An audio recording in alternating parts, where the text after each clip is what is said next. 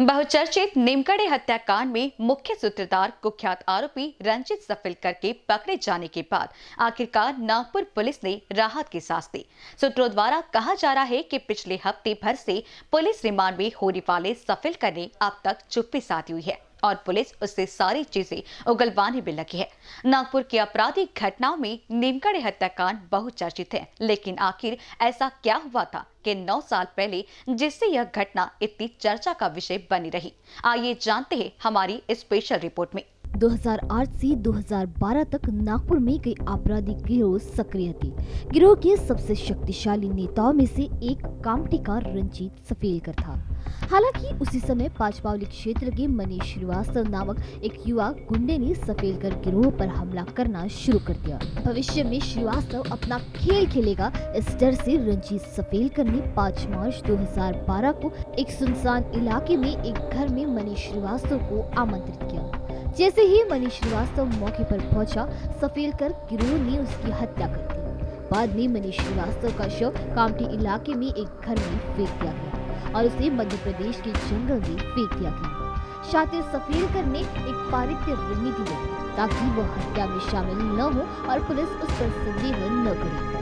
इस तरह से रंजीत सफेलकर ने नेटवर्क को मजबूत किया। चूंकि पुलिस मनीष श्रीवास्तव की हत्या के मामले से भी अनजान थी, इसलिए उन्होंने मोती भुल्लर हत्याकांड के मुख्य आरोपी के रूप में उसकी तलाश शुरू कर दी। क्योंकि मनीष श्रीवास्तव का शव किसी को नहीं मिला था, कई सालों तक मनीष श्रीवास्तव कहीं नहीं मिला। श्रीवास्तव के परिवार ने उसे हत्या के मामले में एक भगोड़े आरोपी के रूप में लापता होने की सूचना नहीं दी।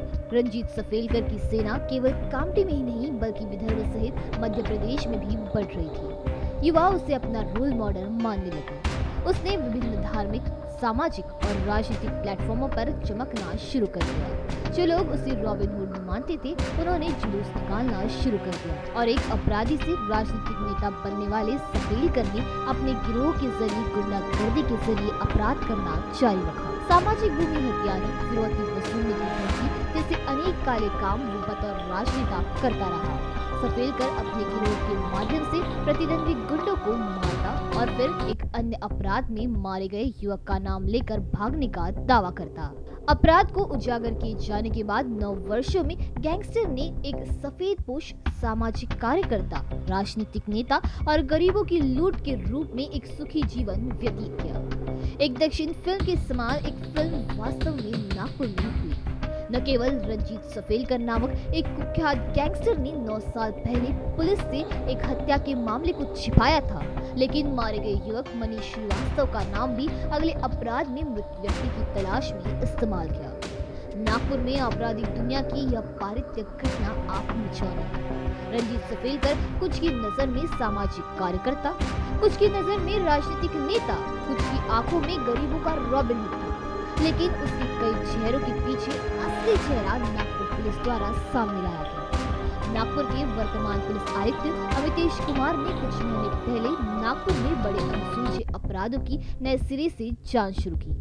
रंजीत सफेलकर का नाम उस समय सामने आया था जब कुछ अपराधी 2016 में एक बुजुर्ग आर्किटेक्ट एकनाथ निमगढ़े की हत्या के मामले में जांच कर रहे थे। पुलिस द्वारा गहन जांच में पता चला कि एक अपराधी, सामाजिक कार्यकर्ता और बाद में एक राजनीतिक नेता रंजीत सफेलकर ने अपने गिरोह के माध्यम से एकनाथ निमगढ़े को 5 करोड़ रुपए में मार दिया था। जब पुलिस ने रंजीत के दाहिने हाथ माने जाने वाले कुख्यात गुंडे शरद और कालू हाटे को गिरफ्तार किया, तो उसने सफेलकर की अन्य अपराधियों की एक सूची सामने रखी और यह पता चला कि रंजीत सफेलकर ने 9 साल पहले मनीष श्रीवास्तव को मौत के घाट उतारा। जिसके बाद जांच पड़ताल करने के बाद आखिरकार पुलिस ने सफेलकर को पकड़ने में यश प्राप्त किया। पुलिस ने उसकी 60 लाख रुपए की महंगी कार जब्त की। इन मामलों में यह बात सामने आ गई थी कि सफेलकर ने 9 साल तक न केवल पुलिस की आंख में धूल झोंकी, बल्कि भोले भाले लोगों को बेवकूफ बनाकर उनका नेता भी बन गया।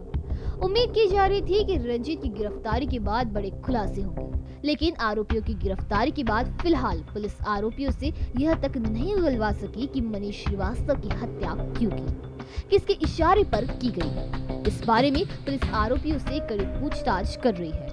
पुलिस विभाग के आला अफसरों को उम्मीद है कि आरोपियों की चुप्पी जरूर टूटेगी और वह मनीष हत्याकांड को अंजाम देने का रहस्य उजागर करेंगे। सूत्रों का कहना है कि रंजीत सफेलकर को यह बात बखूबी पता है कि कब, कहां और कितना बोलना है।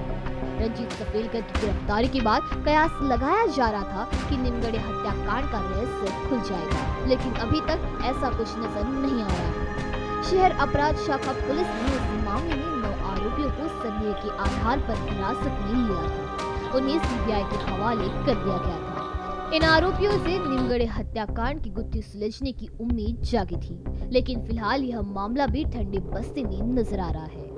रंजीत सफेलकर को 5 करोड़ की सुपारी देने वाले व्यक्ति के बारे में भी पुलिस कोई सुराग नहीं मिला है। वह आगे की जांच जारी है। BCN न्यूज के लिए कैमरा पर्सन अखिलेश भारद्वाज और माइकल के साथ दिशा हटवार की स्पेशल रिपोर्ट।